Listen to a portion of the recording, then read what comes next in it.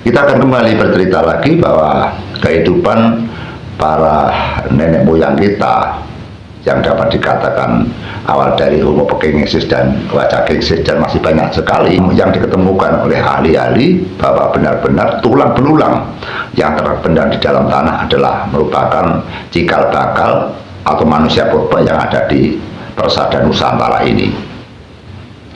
Seketika perjalanan waktu dari tahun ke tahun, baik dari bulan, tahun, hingga puluhan atau ratusan tahun atau ribuan tahun, ada perkembangan bahwa masyarakat sudah mulai ada dan berkelompok-kelompok mendirikan sebuah kerajaan masing-masing yang diketuai oleh sosok-sosok orang yang dipercaya atau yang punya pengaruh, baik dari kelompok-kelompok yang bersifat pedalaman atau kelompok-kelompok yang bersifat kerajaan atau kerajaan kuno. Setelah persada Nusantara ini sudah mulai kehidupan yang layak, maka juga banyak sekali mancanegara yang mereka juga ingin mencari jajan atau ingin pekerjaan atau ingin mencari kehidupan, hingga mereka masuk di lalatan atau wilayah di Nusantara ini, baik secara menyebarkan agama atau dengan cara bergujarat, berdagang artinya. Kita akan mengatakan dengan secara jujur, kalau kita mau berbicara bahwa belak kotang terus terang bahwa sebelum bangsa imigran, bangsa mancanegara atau bangsa asing datang ke Indonesia, tentu kita sudah punya lahan.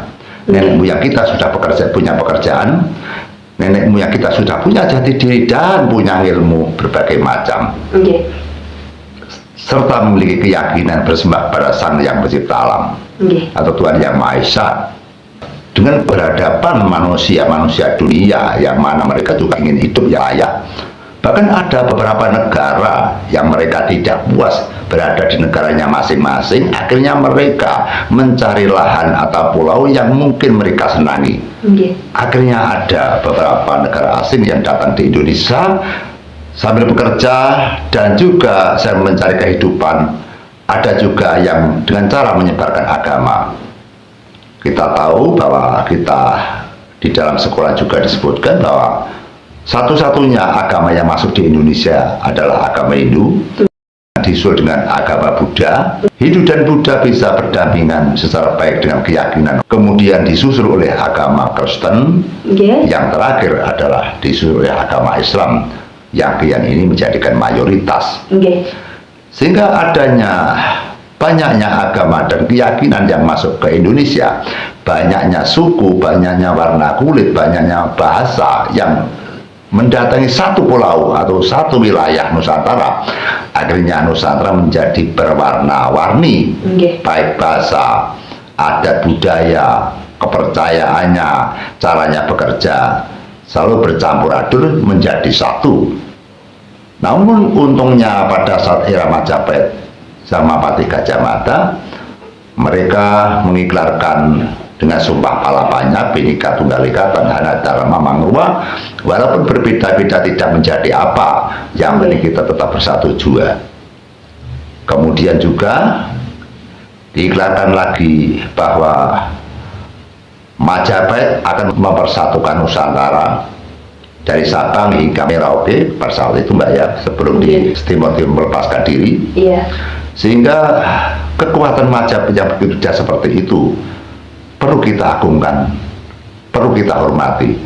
Dan yang sekarang pun sudah melupakan perjuangan, yaitu para nenek moyang kita yang benar-benar berjuang demi orang-orang pribumi.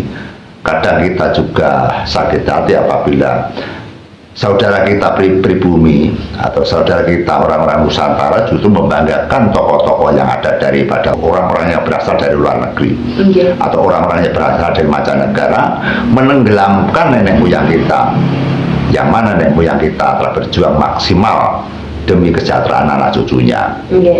Kadang kita kasihan bahwa nenek moyang kita yang memiliki pulau, nenek moyang kita yang memiliki lahan Nusantara, kehidupannya kadang-kadang lebih sengsara atau sengsara sekali.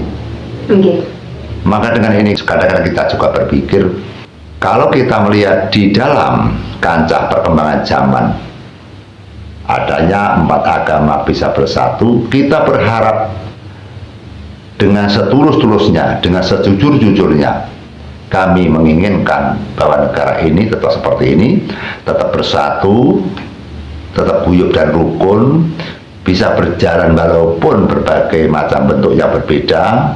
Kemudian kita ingin aman, kita tidak ingin terjadinya peperangan, baik peperangan yang berasal dari dalam negara atau peperangan yang berasal dari luar negeri. Sehingga bau-bau dan ciuman apabila kita rasakan yang lebih dalam lagi bahwa negara ini sangat berbahaya sekali, teman-temanku. Karena penghuninya sudah benceng sueng, banyak yang bertengkar, banyak yang bermusuhan, kadang ada yang menantang perang juga. Kalau terjadi perang saudara, kita yang susah sendiri, teman-temanku. Belum juga ada perselisihan antar negara, misalkan negara kita dengan negara tetangga, negara kita dengan negara besar hati kuasa, negara kita bermusuhan dengan negara-negara Eropa dan sebagainya. Itu juga sangat berbahaya sekali. Kita tahu bahwa peperangan selalu menimbulkan pengorbanan, dan setiap negara yang perang akan menjadikan negara yang miskin atau negara yang kemiskinan, atau negara yang penuh dengan kesengsaraan. Sehingga kita tidak akan berharap adanya perang. Kita berharap damai rukun, sehingga kita harus menyadari bahwa keberadaan yang seperti ini, banyaknya orang-orang penduduk Indonesia yang beraneka ragam, yang berasal dari orang pribumi asli dan ketambahan orang-orang imigran, itu kita harus sadari. Karena mereka juga ikut di dalam satu negeri ini. Kita tidak mungkin mengusir saudara kita yang datang di Indonesia ini. Itu tidak ada arti, tidak ada gunanya. Justru menambah keruhnya suasana, menambah keruhnya negara, menambah kesengsaraan para saudara kita atau rakyat Indonesia. Semoga adanya hal-hal permasalahan yang ada di Indonesia, banyaknya permusuhan berbagai golongan atau berbagai macam konflik yang ada di Indonesia ini, semoga cepat bisa diselesaikan dengan cara kita bersatu, dengan cara penuh dengan kesadaran, dengan cara kita mengarahkan diri kita sendiri. Kalau kita menyombongkan diri, maka kita tidak akan habis-habisnya untuk bermusuhan pada orang lain. Dan jangan sampai kita menghujat kepada siapapun, dan jangan sampai mengobok-obok kepada aliran dan kekuasaan orang lain. Dan yang terakhir, semestinya kita sebagai pribumi, kita sehendaknya untuk dihormati, yaitu terah-terah yang berasal dari mancanegara.